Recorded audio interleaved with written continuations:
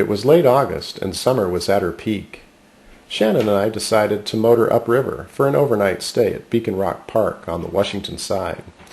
The first step is to travel 5 nautical miles from the slip at Hayden Bay and pass under the I-205 bridge. This leaves behind the sometimes crazy play tub for Portland and Vancouver boaters.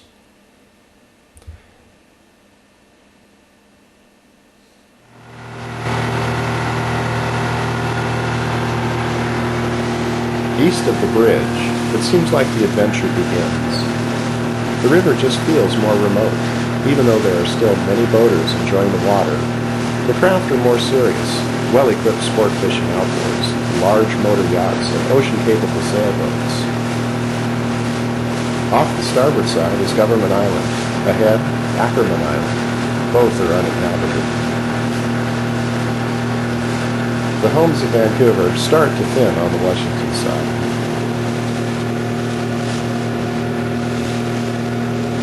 Off the starboard side is Bartlett's Landing. Earlier this summer, I spent a rainy morning tied up to that dock. Next, we round Lady Island off the port side, passing under large overhead power lines. Even though we are less than 40 feet tall, and the power line's well over 100, it always looks as though anything above the mast is too close.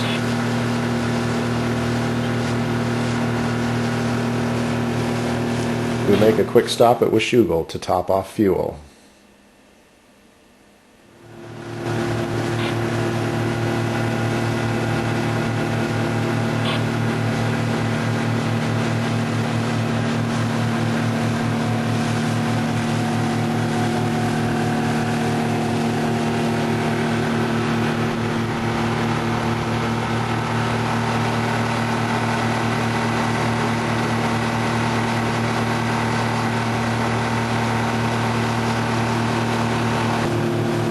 Mount Hood wears her first white coat of snow.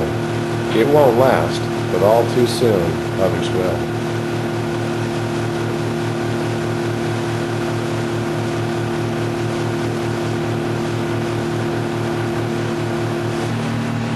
Shannon keeps in touch with civilization.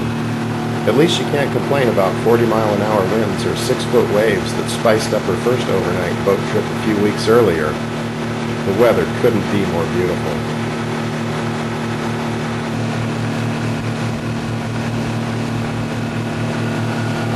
We pass Cottonwood Island, where Lewis and Clark made an extended stay on the outbound portion of their trip.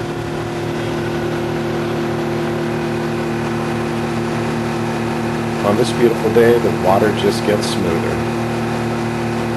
At last we enter the gorge. Crown Point and Rooster Rock are just ahead. And then we need to avoid a commercial town. The water is shallow here and the channel narrow, in spite of the river's width. So we slow down at the entrance to Rooster Rock's boat launch and let the barges pass safely.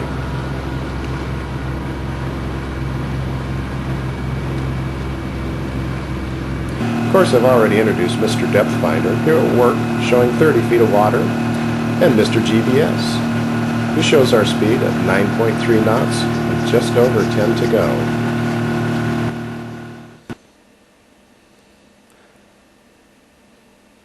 Ahead tower the basalt cliffs of Cape Horn, with Foca Rock, which means seal rock, in shallow water. Beacon Rock waits in the distance for our arrival.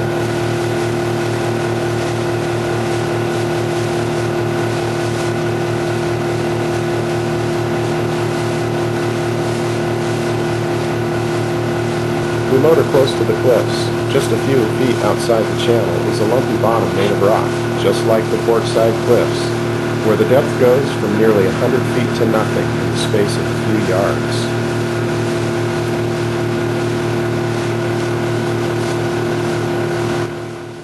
We motor on, looking forward to the afternoon tide to the dock and a view from on deck that is simply sublime. Of course, we can't visit the rock without a hike to the top.